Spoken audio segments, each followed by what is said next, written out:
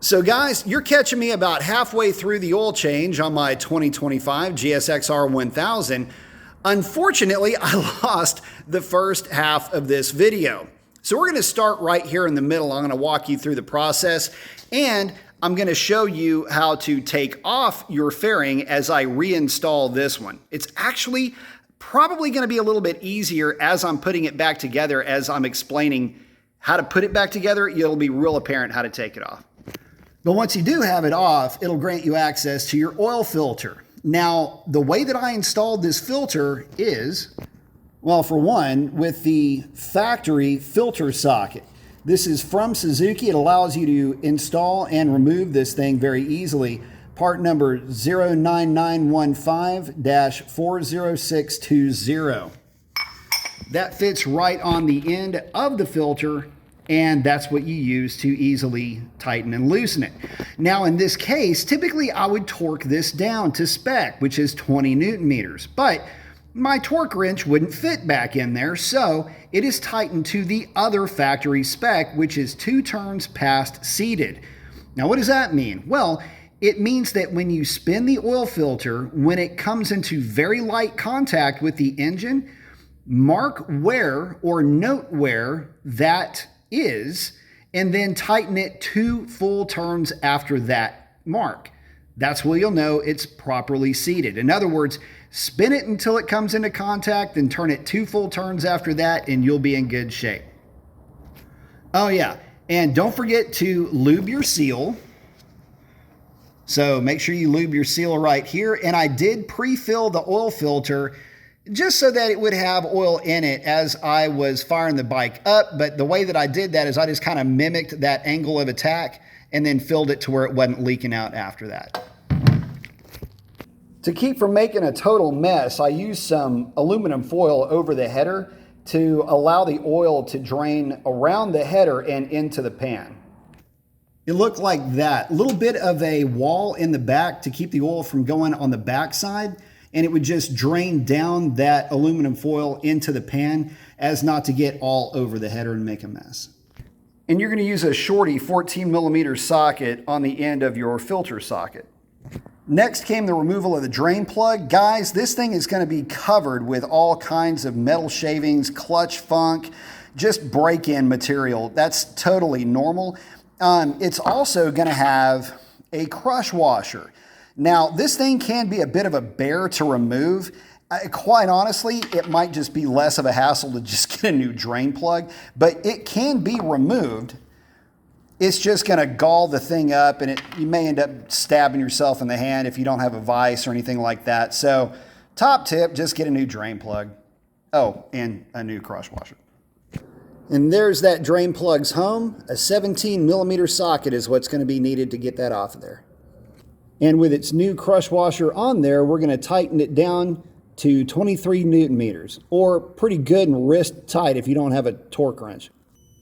So guys, this motorcycle has 255 miles on it. I typically like to do the first oil change during break-in right around that 250 mile mark. The next oil change will come at the 600 mile mark, and I will just continue on the normal change cycle after that. For the first oil change, I'm going to stick with the factory fill, which is the Suzuki X-Star, just the regular dyno 10W40. This is a great oil. It's inexpensive by comparison to a semi-synthetic or a synthetic oil, but it's going to work great for getting this bike through the break-in process. 3.5 quarts is what we're going to put in this bike, by the way. It's a 4-quart jug. We have a little bit left over, but I like to run this kind of oil as a break-in mainly because of the cost. It doesn't really matter which oil you run, this, a blend, or a synthetic, early on during break-in, but I do like to run a synthetic afterwards, mainly because of shear strength with synthetic being better ability to deal with heat. All of that is the advantage of the synthetic.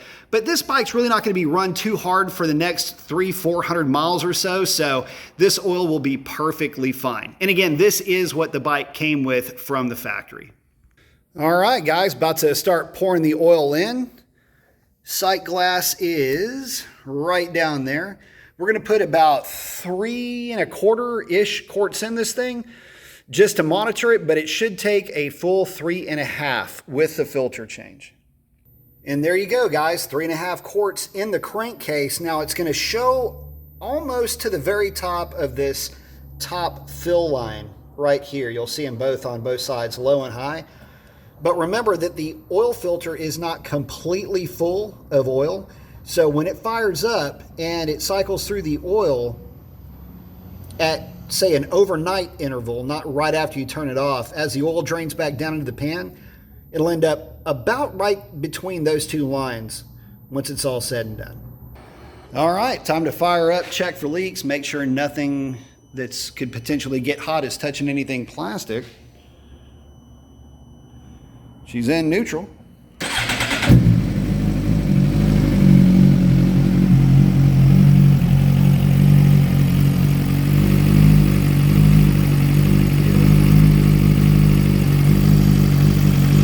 Okay, time to put her back together. Now this bike has got push pins and these like little heavier duty looking Christmas tree / push pin type fasteners. A very small, hang on. You're gonna need a very small screwdriver or something to push these pins in that will release them. So when you push them, when they're like this, when you pop them all the way out, that's how you install them. To release, you push these pins all the way in. That's how they're going to be when they're in the fairing. They'll be flush. You pop them in, and then these will just wiggle or pop right out. If you've got a tool, like these plastic rivet tools or trim tools, that'll help you a ton as far as removing them without having to gouge up your plastic with a screwdriver. But some tape around a flathead screwdriver works just as good. Oh yeah, you're going to need a number 4 hex and a number 5 hex. One thing to consider when you're removing the bodywork are these tabs that are on the fairings and their orientation to their female counterpart on the fairing. What you don't want to do is you don't want to go yanking this thing off. You can potentially wreck one of those tabs. So when you're pulling it off, just know that the best way to pull it off is to kind of pull down and out. Don't just yank the thing off of there. Okay guys, so just getting the fairing back in place. Make sure that you've got the tabs are all seated properly, and get your 4mm bolts up here just barely started. Don't tighten them down all the way just yet. You may need to still have a little bit of wiggle room as you're putting everything back together. And now's a good time to reset your push pins. So these push pins would have been poked in like this. You just, oh, hang on. This is what they'll look like when they're fitted to the bike. But to reset them, you just push it down and make sure the pin has the little tab or the little pin sticking out of the tab like that. And the tab locations are, in looking at the front of the bike, here, here, and then there's one hiding out right there. Can't really see it, but that's where those little push pins go. There we go. Push pins are pushed and pinned. Make sure you're capturing all of the layers of the plastics too. Okay guys, and then that big one goes right down here, and yep, there's more tabs because, you know, of course there are, but you're gonna get everything nice and affixed up, and then you're gonna pop your tab in right there. Don't forget guys, there's one tab underneath here. It's easy to forget it. You'll know that you forgot it because it'll be hair-lipped once you get everything back together. There you go guys, all of your tabs and push pins are in place. Right now I'm just making sure that nothing is loose. All of the little guide tabs are all affixed, which they seem to be. Time to finish bolting it up. Oh yeah, forgot one. This little guy right back here. Where was it? Right there. Okay, now time to finish bolting it up.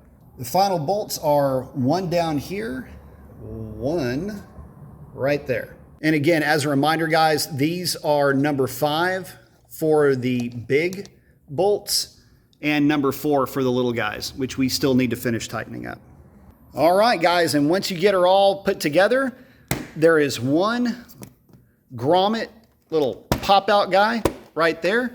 Pop that back in, and she is good. And as far as how tight to get these, not very. I mean, just barely overhand tight. I mean, you're just holding plastics on there. You're not, you know, you're not trying to, it's not holding frame parts. It's not structurally integral, right? So anyway, so there she is, guys, all ready to rip. I appreciate you hanging out with me, helping me change the oil on this beautiful motorcycle. If this helped you out, let me know. Post up in the description. If this helped you out also, consider subscribing. It's free. Anyway, we'll catch you on the next one. Take care.